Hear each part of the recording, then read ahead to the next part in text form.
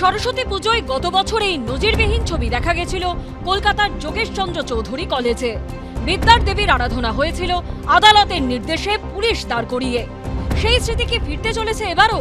প্রশ্নটা উঠছে কারণ শুক্রবার সরস্বতী পুজোর আগে যোগেশচন্দ্র চৌধুরী কলেজে বাগদেবীর আরাধনা ঘিরে ফের শুরু হলো জটিলতা। আইন বিভাগের প্রিন্সিপালের ঘরে তালা লাগিয়ে দিলেন পড়ুয়াদের একাংশ। অযোগ্য বলে দাবি করে তার পদত্যাগের দাবি উঠল। এই জটিলতার কেন্দ্রে রয়েছে সরস্বতী পুজোয় প্রাক্তনীদের যুক্ত থাকা নিয়ে চাপানোতর।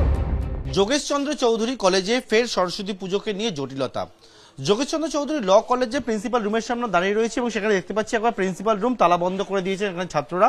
এখানে যারা পড়ুয়াদের দাবি যে তারা চাইছেন কোনো রকম ভাবে কোনো যারা প্রাক্তন ছাত্র তারা যাতে অংশগ্রহণ না করেন, কারণ তারা অংশগ্রহণ করলে তাদের ওপরে নানা সময় নানা হুমকি উঠে আসে এবং তারা চাইছেন না প্রাক্তনরা এখানে অংশগ্রহণ করুক।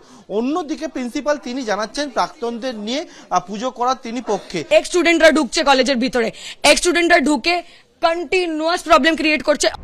প্রতি বছর যোগেশচন্দ্র চৌধুরী কলেজে দুটি আলাদা আলাদা সরস্বতী পুজোর আয়োজন করা হয়, একটা ডে বিভাগের আর একটা আইন বিভাগের। গত বছর সরস্বতী পুজো ঘিরে জটিলতা তৈরি হওয়ায় জল গড়ায় আদালতে। এবার সরস্বতী পুজোর তোড়জোড় শুরু হতেই প্রাক্তনীরা পুজোর আয়োজনের সঙ্গে প্রত্যক্ষভাবে থাকবেন কিনা তা নিয়ে ছাত্রদের মধ্যেই কার্যত আড়াআড়ি বিভাজন তৈরি হয়েছে। Principal ma'am first of all কথা শুনতে চাইছেন না, আমাদেরকে কোনো মতেই পুজোটা করতে দেবেন না। এক স্টুডেন্টরা ঢুকছে কলেজের ভিতরে, এক স্টুডেন্টরা ঢুকে কন্টিনিউয়াস প্রবলেম ক্রিয়েট করছে। দাউদ আমান মোল্লা দাঁড়িয়ে আছে বাইরে, উনি আমাকে ইভেন থ্রেটও করেছেন। এইসব বহিরাগত একসাথে মিলে কাজ করছেন। প্রিন্সিপাল ম্যাম যে আছেন উনি সমস্ত কমিটি ক্রিয়েট করে দেন, বিভিন্ন কমিটির বিভিন্ন কাজ তাদের ডেলিগেট করা হয়। তো এখানে কিছু স্টুডেন্টস আছে যারা সেই পুজোতে আমাদেরকে বাধা দিচ্ছে। ক্লেম করা হচ্ছে তারা 50 ইয়ার বলে সমস্ত দায়িত্ব, সমস্ত ফাইন্যান্স থেকে শুরু করে সবকিছু তাদের হাতেই থাকবে। দুপক্ষের মধ্যে এই চাপানোতরের মধ্যে আইন বিভাগের প্রিন্সিপালের দাবি যা হবে আইন মেনে। বলছে প্রিন্সিপাল ম্যাডাম পুজো করতে দিচ্ছেন না। না, এটা বোধহয় অ্যালিগেশনটা ঠিক না।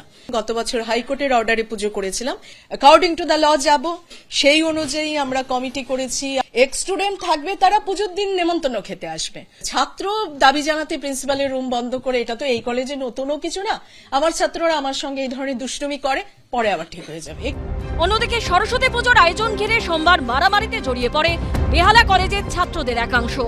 পরিস্থিতি এমন জায়গায় পৌঁছয় যে ছাত্রদের মারপিট ঠেকাতে ঘটনাস্থলে আসতে হয় বেহালা পূর্বের তৃণমূল বিধায়ক ও স্থানীয় কাউন্সিলর রত্না চট্টোপাধ্যায়কে।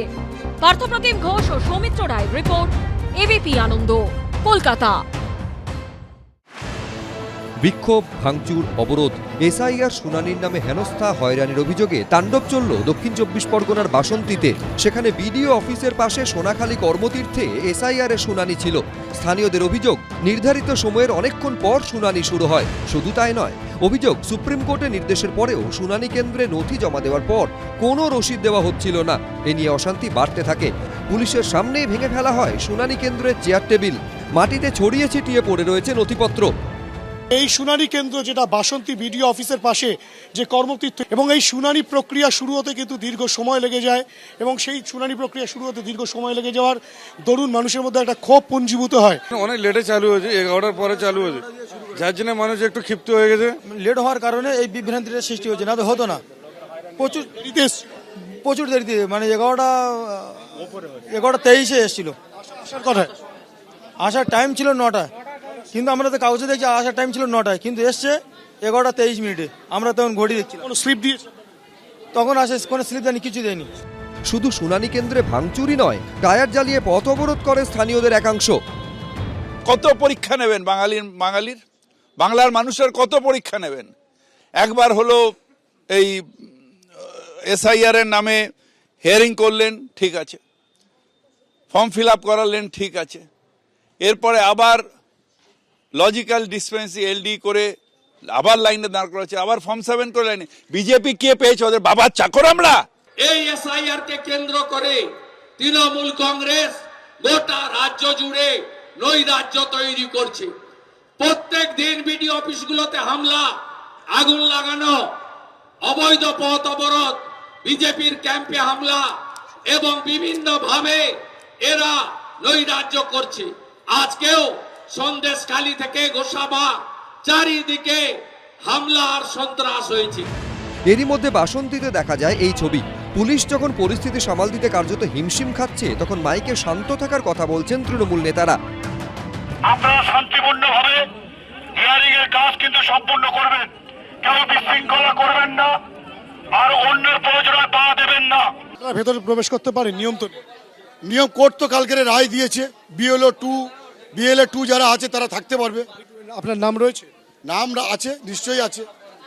বিএলও 2-তে নাম থাকলো না থাকলো বড় কথা নয়, মানুষের পাশে আমরা থাকবো। এরপর এসডিপিও ক্যানিং এর নেতৃত্বে বিশাল পুলিশ বাহিনী ঘটনাস্থলে পৌঁছয়, সামাল দেয় পরিস্থিতি। শান্তনু নস্কর, হিন্দোল দে, ঐশী মুখোপাধ্যায়ের রিপোর্ট, এবিপি আনন্দ। এবিপি আনন্দ, এগিয়ে থাকে, এগিয়ে রাখে।